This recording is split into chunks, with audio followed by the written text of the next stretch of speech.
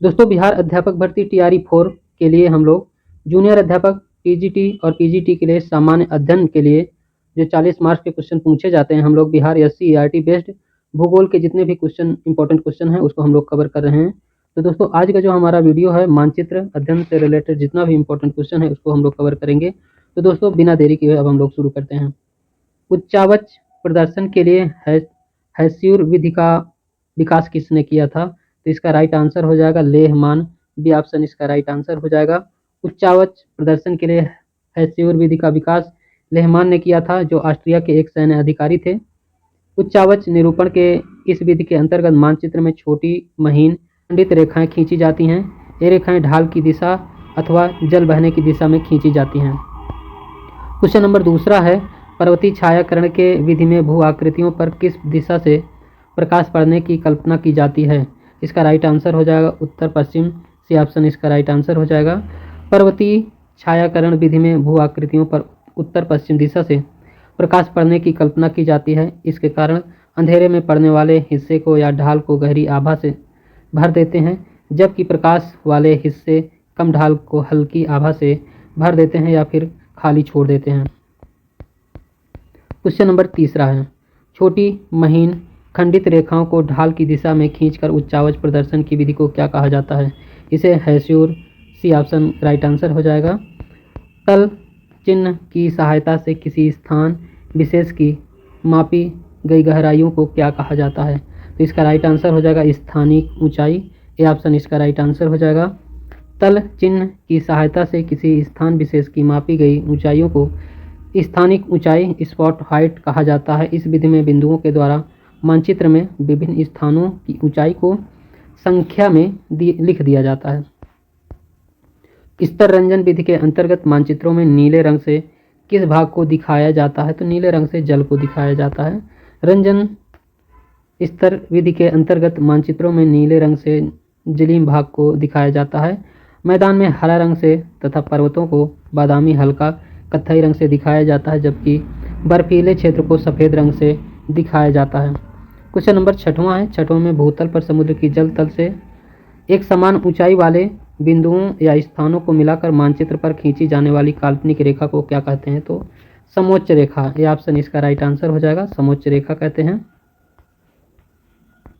Question number सातवां है, सातवें में वास्तविक सर्वेक्षण के द्वारा भवनों, पुलों, खंभों, पत्थरों जैसे स्थायी वस्तुओं पर समुद्र तल से मापी गई ऊंचाई को प्रदर्शित करने वाले चिन्ह को तल चिन्ह कहते हैं। इसका भी ऑप्शन राइट आंसर हो जाएगा। वास्तविक सर्वेक्षण भवनों, पुलों, खंभों, पत्थरों जैसे स्थायी वस्तुओं पर समुद्र तल से मापी गई ऊंचाई को प्रदर्शित करने वाले चिन्ह को तल चिन्ह कहते हैं। मानचित्र पर ऐसे ऊंचाई को प्रदर्शित करने वाले ऊंचाई फीट अथवा मीटर किसी एक इकाई में लिखा जाता है। क्वेश्चन नंबर आठवां है, एक समान ढाल को दिखाने के लिए समोच्च रेखाएं खींची जाती हैं।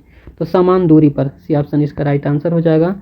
एक समान ढाल को दिखाने के लिए समोच्च रेखाओं को समान दूरी पर खींचा जाता है। विभिन्न प्रकार के उच्चावच को प्रदर्शित करने के लिए समोच्च रेखाओं को खींचने या बनाने का प्रारूप अलग अलग होता है। क्वेश्चन नंबर 9 है, 9वें में जब समोच्च रेखाएं पास पास खींची जाती हैं तो प्रदर्शित करता है एक खड़ा ढाल प्रदर्शित करता है। इसका सी ऑप्शन राइट आंसर हो जाएगा। जब किसी मानचित्र से अधिक ऊंचाई की समोच्च रेखाएं पास पास तथा कम ऊंचाई की समोच्च रेखाएं दूर दूर बनी होती हैं तो किस ढाल को प्रदर्शित करती है? तो इसे अवतल ढाल कहते हैं। बी ऑप्शन इसका राइट आंसर हो जाएगा। जब किसी मानचित्र में अधिक ऊंचाई मान की समोच्च रेखाएं पास पास तथा कम ऊंचाई की समोच्च रेखाएं दूर दूर बनी होती हैं तो अवतल ढाल को प्रदर्शित करती हैं तथा इसके विपरीत स्थिति को उत्तल ढाल को प्रदर्शित करती है। प्राकृतिक आपदा परिचय। तो इससे रिलेटेड इस टॉपिक से जितने भी क्वेश्चन है इसको भी हम लोग कवर कर लेते हैं।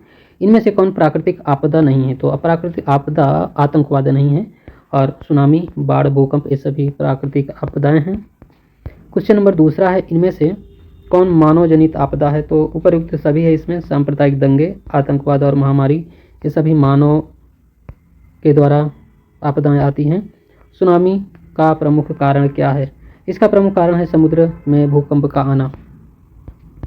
भूकंप का मापन किया जाता है तो ये रिक्टर स्केल के माध्यम से किया जाता है। ये क्वेश्चन टीआरई 2.0 में आया हुआ था। भूकंप का मापन रिक्टर स्केल पर किया जाता है पृथ्वी के स्थलखंड में। जब भी कोई कंपन किया होता है तो भूकंप कहलाता है। डेसिबल ध्वनि की तीव्रता के लिए, बैरोमीटर वायु दाब और पास्कल दाब के लिए है। क्वेश्चन है 5वां, सुखाड़ की स्थिति कब माना जाता है? तो जब 50 सेंटीमीटर से कम वर्षा होने पर सुखाड़ की स्थिति माना जाता है। प्राकृतिक आपदा प्रबंधन एवं बाढ़ सुखाड़ से रिलेटेड जितने भी इंपॉर्टेंट क्वेश्चन है उसको भी हम लोग कवर कर लेते हैं। क्वेश्चन है, नदियों में बाढ़ आने का प्रमुख कारण क्या है? तो जल की अधिकता, नदी की तली में अवसाद का जमाव, वर्षा की अधिकता। तो उपयुक्त में से कोई नहीं। तो इसका जो राइट आंसर हो जाएगा बी ऑप्शन, इसका सही आंसर हो जाएगा। पहले नंबर का बी ऑप्शन राइट आंसर। दोस्तों इसका जो क्वेश्चन इसमें क्वेश्चन दिया है सी ऑप्शन में, सी ऑप्शन में क्या है इसका? वर्षा का अधिकता, तो इसमें दिया है, इसका राइट आंसर हो जाएगा वर्षा की अधिकता, पहले नंबर का सी ऑप्शन है। इसकी व्याख्या देख लेते हैं। नदियों में बाढ़ आने का प्रमुख कारण वर्षा की अधिकता। जब मानसूनी वर्षा अत्यधिक होती है तो नदियों के जलस्तर में उफान आ जाता है और बाढ़ की स्थिति उत्पन्न हो जाती है। मानसून की अनिश्चितता के कारण भारत के किसी न किसी भाग में प्रतिवर्ष बाढ़ आती है। बिहार का कौन सा क्षेत्र बाढ़ग्रस्त क्षेत्र है? तो ये उत्तरी बिहार ये क्षेत्र बाढ़ग्रस्त क्षेत्र है। निम्नलिखित में से किस नदी को बिहार का शोक कहा जाता है? कोसी नदी को बिहार का शोक कहा जाता है। कोसी नदी बिहार की शोक नदी के रूप में जाना जाता है। कोसी नदी गंगा की प्रमुख सहायक नदी है। कोसी नदी का उद्गम गोसाईनाथन शिखर तिब्बत पठार से होता है। 729 किलोमीटर बहने के बाद बिहार के भागलपुर के निकट गंगा में मिल जाती हैं। बाढ़ क्या है? तो बाढ़ एक प्राकृतिक आपदा है, ये ऑप्शन इसका राइट आंसर हो जाएगा। सूखा किस प्रकार की आपदा है? एक प्राकृतिक आपदा है, ये ऑप्शन इसका राइट आंसर हो जाएगा। नेक्स्ट क्वेश्चन है, सूखे की स्थिति किस प्रकार आती है? तो धीरे धीरे आती है। सूखे के लिए जिम्मेवार कारक है, तो वर्षा की कमी, ये ऑप्शन इसका राइट आंसर हो जाएगा। सूखे से बचाव का एक मुख्य तरीका है, तो वर्षा जल संग्रहण सूखे से बचाव का एक मुख्य तरीका है। सूखे के प्रबंधन हेतु कितने प्रकार की योजनाएं आवश्यक है? तो 2 प्रकार की योजनाएं आवश्यक हैं। वो योजनाएं कौन कौन सी हैं? सूखे जैसी आपदा के प्रबंधन 2 प्रकार के हैं, एक दीर्घकालीन एक लघुकालीन। दीर्घकालीन योजनाओं के अंतर्गत नहर, तालाब, कुओं का विकास की जरूरत है। क्वेश्चन है, भाखड़ा नागल बांध किस नदी पर बना है? तो ये सी ऑप्शन राइट आंसर हो जाएगा, सतलज नदी, सी ऑप्शन इसका सही आंसर हो जाएगा। दोस्तों इसका जो क्वेश्चन है राइट आंसर, हाँ, भाखड़ा नागल बांध इसका बी ऑप्शन 10वें नंबर का, इसमें बी दिया हुआ है, लेकिन इसमें बी में नहीं है क्योंकि बी में दिया हुआ है कृष्णा नदी जो कि सतलज नदी पर स्थित है। हाँ, सी ऑप्शन सही होना चाहिए, लेकिन यहाँ बी दे दिया है, तो ये सतलज ही सही है। भाखड़ा नागल परियोजना देश की सबसे बड़ी बहुउद्देशीय परियोजना है। बहुउद्देशीय परियोजना में सिंचाई की सुविधा के अलावा बाढ़ नियंत्रण, पेयजल आपूर्ति, जल विद्युत उत्पादन, नहरी परिवहन एवं पर्यटन के लिए कार्य किए जाते हैं। प्राकृतिक आपदा प्रबंधन, भूकंप, सुनामी से रिलेटेड इंपॉर्टेंट टॉपिक है, उसको भी फिनिश कर लेते हैं हम लोग।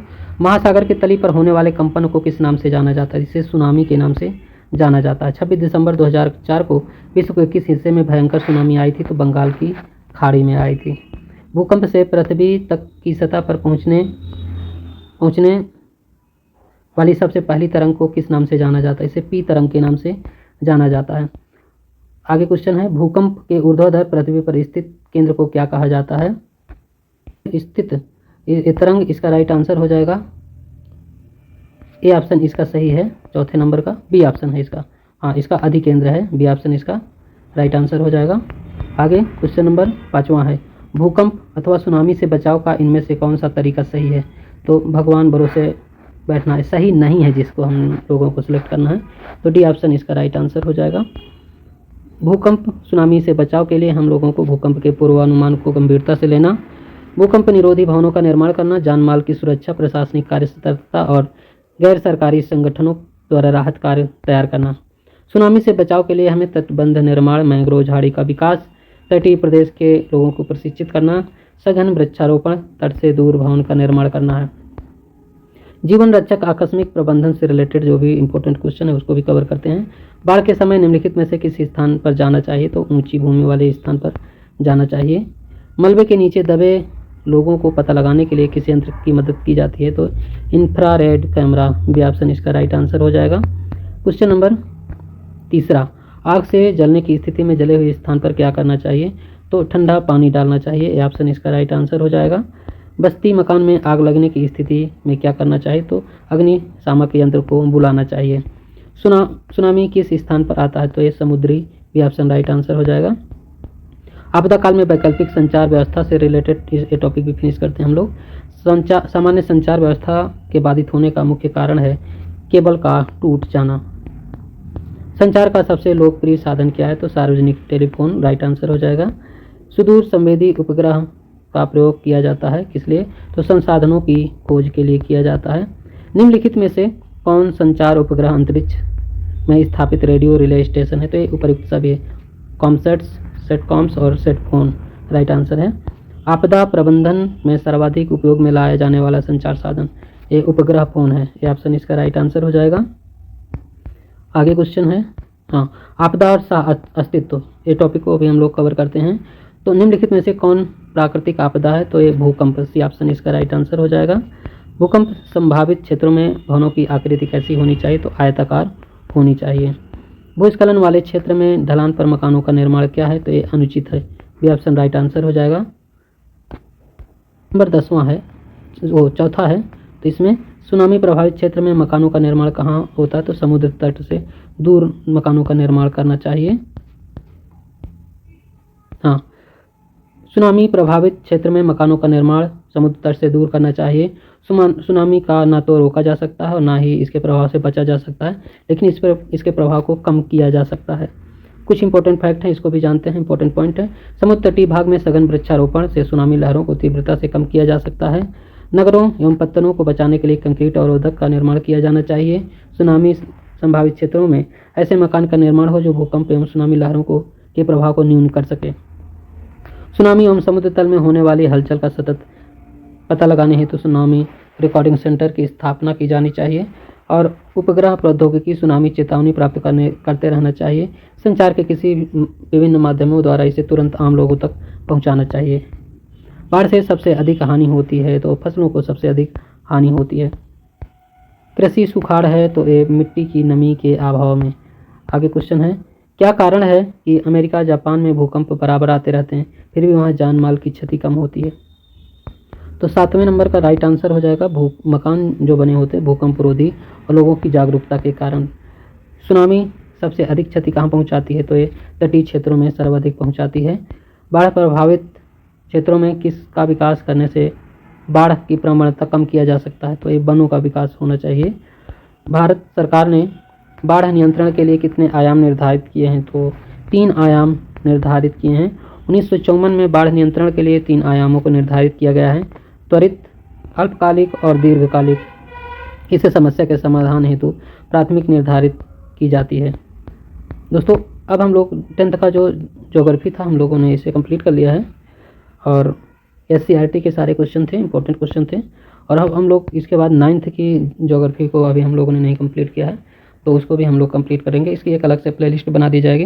अगर आपने प्रीवियस ना वीडियो देखे हो तो प्लेलिस्ट बनी हुई उन्हें ज़रूर देखें। साथ ही बिहार अध्यापक भर्ती से रिलेटेड जो ऑफिशियल पेपर हुए हैं सामान्य अध्ययन के, चाहे TRE 2.0 हो या 3.0, या जो एक पेपर जो रद्द हो गया था जूनियर वाला, सभी पेपर उसका उत्तर सहित अलग से प्लेलिस्ट बनी हुई है, उन्हें ज़रूर देखें। तो दोस्तों, आज का वीडियो यहीं तक। पूरा वीडियो देखने के लिए बहुत बहुत धन्यवाद।